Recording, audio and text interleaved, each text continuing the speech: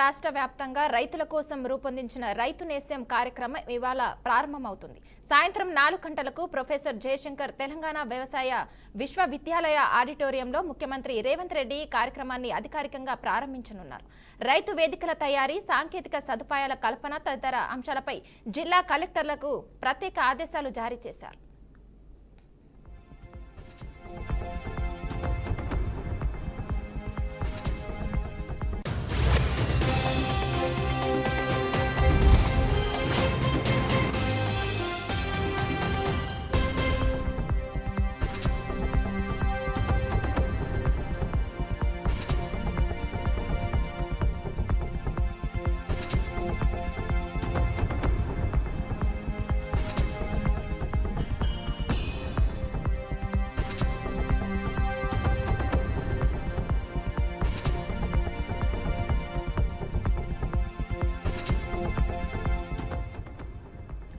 రైతు నేస్తం ప్రారంభోత్సవ కార్యక్రమాన్ని అన్ని రైతు వేదికల్లో ప్రత్యక్ష ప్రసారం చేయనున్నట్టు, అలాగే విశ్వవిద్యాలయ ఆడిటోరియంలో సుమారు 1500 మంది రైతులు ప్రత్యక్షంగా హాజరు కానున్నట్లు తెలిపారు.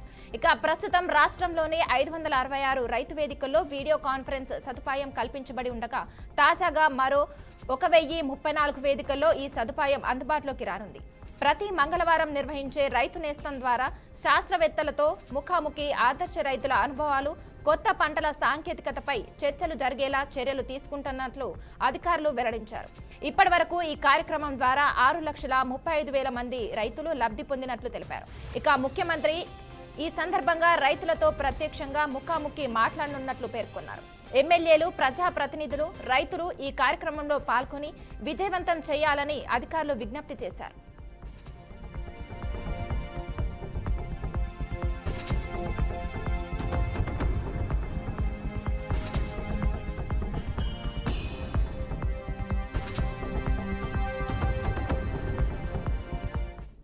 ఎన్టీఆర్ జిల్లా కొండపల్లి మున్సిపాలిటీ చైర్మన్, వైస్ చైర్మన్ల ఎన్నిక ప్రశాంత వాతావరణంలో పూర్తయింది.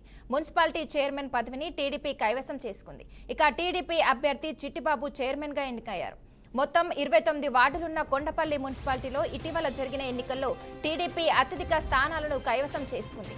ఈ నేపథ్యంలో స్థానిక స్థాయిలో పలువురు అభ్యర్థులు పోటీలో ఉండగా చైర్మన్ పదవికి టీడీపీ నుంచి చిట్టిబాబు బరిలో నిలిచారు. ఆయనకు మెజారిటీ కౌన్సిలర్లు మద్దతు ఇచ్చారు. ఇక వైస్ చైర్మన్ పర్సన్ గా శ్రీలక్ష్మి, వైస్ చైర్పర్సన్ గా టీడీపీ కౌన్సిలర్ శ్రీనివాసరావు ఎన్నికయ్యారు.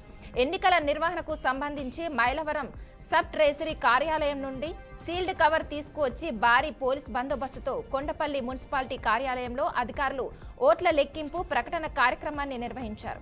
ఇక ఈ సందర్భంగా ఎలాంటి అవాంఛనీయ ఘటనలు చోటు చేసుకోకుండా ఎన్నికల ప్రక్రియ పూర్తయింది. ఇలాంటి స్థాయిలో తొలిసారి నిర్వహించిన మున్సిపాలిటీ ఎన్నికల్లో టీడీపీ విజయంతో పార్టీ శ్రేణుల్లో ఉత్సాహం నెలకొంది.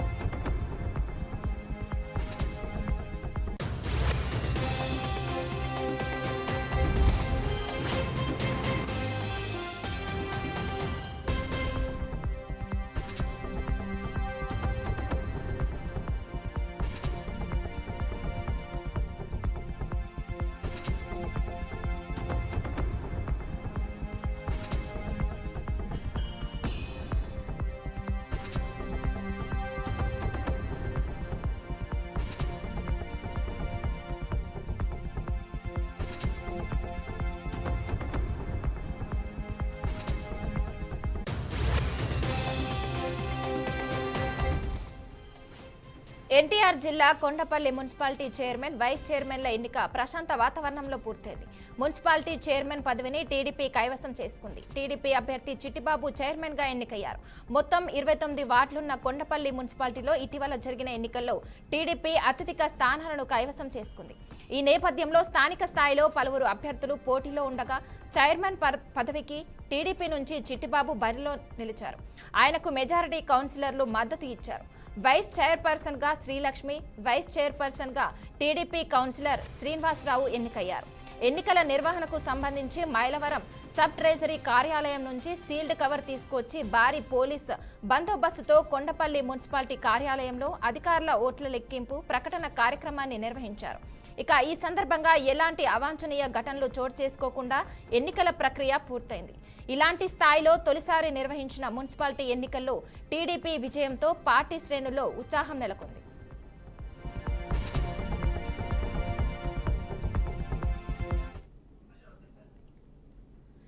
ఇక ఇదే అంశంపై మరింత సమాచారం మా ప్రతినిధి సాంబశివరావు అందిస్తారు. సాంబశివరావు, చెప్పండి.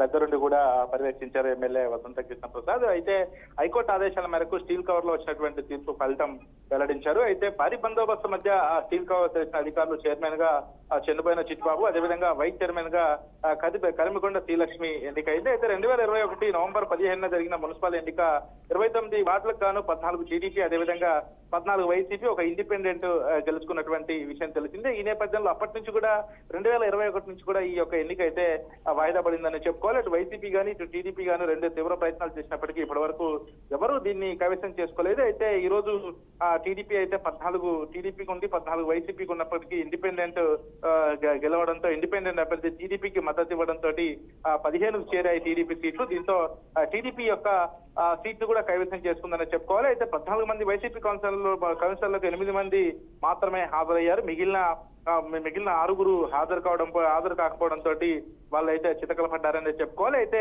టీడీపీ ఎన్నికను అభ్యంతరం తెలుపుతూ వైసీపీ కూడా కౌన్సిలర్లు ఆందోళన చేపట్టారు. అయితే కోర్టు ఆదేశాల మేరకే ఈ చదివానని చెప్పేసి అభ్యంతరాలు ఉంటే కోర్టులో తెలుసుకోండి అని చెప్పేసి కూడా ప్రెసిడెంట్ అధికారి చైతన్య చెప్పడం జరిగింది. అయితే కొత్తగా ఎన్నిక నిర్వహించడానికి మాకు అభ్యంతరం లేదని చెప్పేసి కూడా ఎమ్మెల్యే వసంత కృష్ణ ప్రసాద్ కూడా చెప్పడం జరిగింది. మీకేమన్నా అభ్యంతరాలు ఉంటే మాత్రం కోర్టుకు వెళ్లి ఇప్పుడు ప్రకటించినటువంటి చైర్మన్ వైస్ చైర్మన్ తో ప్రమాణ స్వీకారం చేసి ఆ తర్వాత అభ్యంతరాలు ఉంటే మాత్రం న్యాయస్థానంలో తెలుసుకోండి అని చెప్పేసి కూడా ఒకసారిగా వైసీపీ అక్కడ ఉన్నటువంటి కౌన్సిలర్కి ఎమ్మెల్యే వసంత కృష్ణ ప్రసాద్ కూడా చెప్పడం జరిగింది. అయితే ఒకసారిగా కొండపల్లి మున్సిపాలిటీ చైర్మన్ పదవి, వైస్ చైర్మన్ పదవి టీడీపీ దక్కించుకోవడంతో వాళ్ళలో టీడీపీ శ్రేణుల్లో అయితే ఆనందం అయితే నెలకొందని చెప్పుకోవాలి. కొద్దిసేపటి క్రితమే వాళ్ళని ప్రమాణ స్వీకారం చేయించి ఆ చైర్మన్లను అదేవిధంగా వైస్ చైర్మన్లను కూడా ఎంచుకోవడం జరిగింది. Okay, thank you Sambasivarao.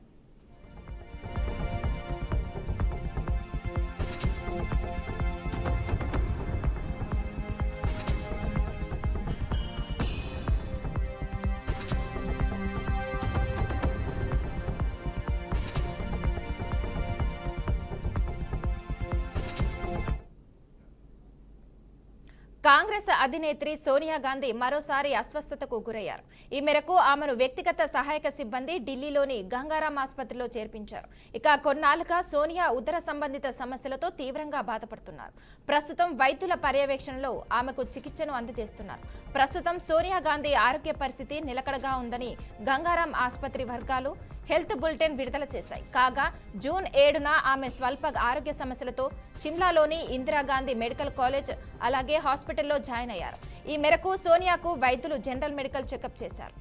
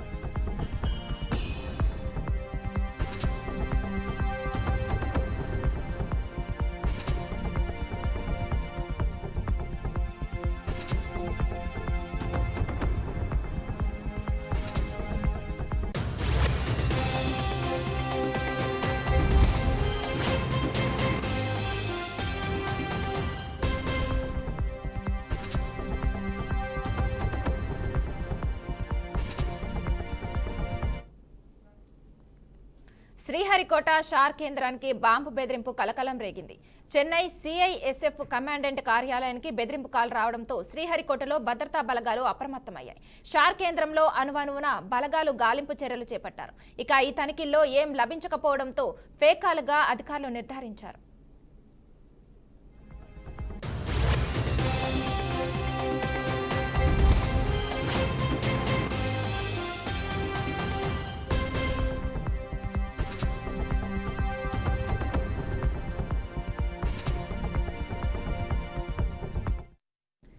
Sriharikota SHAR కేంద్రానికి బాంబు బెదిరింపు కలకలం రేగింది. చెన్నై సిఐఎస్ఎఫ్ కమాండెంట్ కార్యాలయానికి బెదిరింపు కాలు రావడంతో శ్రీహరికోటలో భద్రతా బలగాలు అప్రమత్తమయ్యాయి. షార్ కేంద్రంలో అణువణువున బలగాలు గాలింపు చర్యలు చేపట్టారు. ఇక ఈ తనిఖీల్లో ఏం లభించకపోవడంతో ఫేక్ కాలుగా అధికారులు నిర్ధారించారు.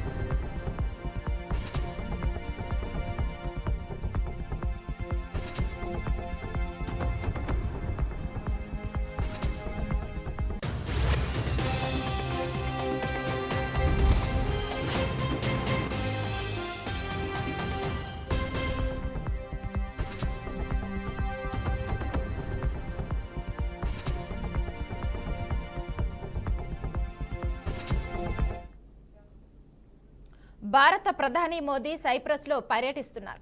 2 దశాబ్దాల తర్వాత ఒక భారత ప్రధాని సైప్రస్లో తొలిసారి పర్యటిస్తుండటంతో పర్యటనకు ప్రాధాన్యత సంతరించుకుంది.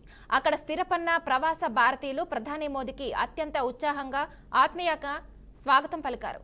ఈ ఘన స్వాగతానికి ప్రధాని మోదీ కృతజ్ఞతలు తెలిపారు. సైప్రస్తో ద్వైపాక్షిక సంబంధాలను మరింత బలోపేతం చేసుకోవడానికి భారత్ కట్టుబడి ఉందని మోదీ స్పష్టం చేశారు.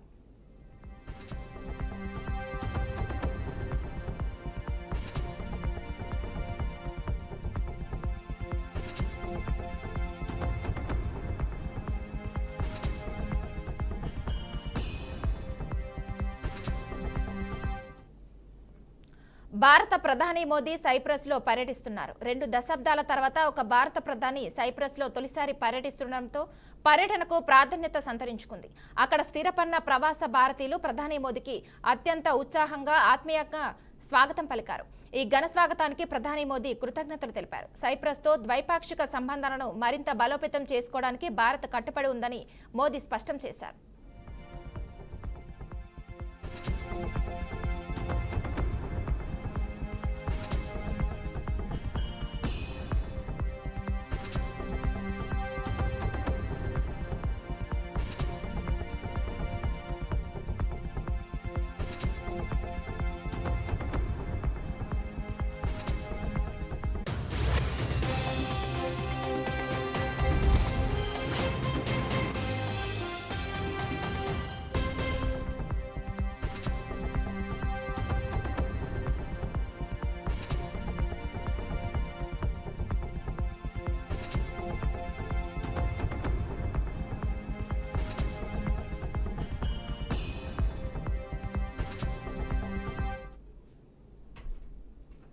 ఇవి ఇప్పటివరకు ఉన్న bulletin updates. Keep watching BRK news Telugu సత్తా.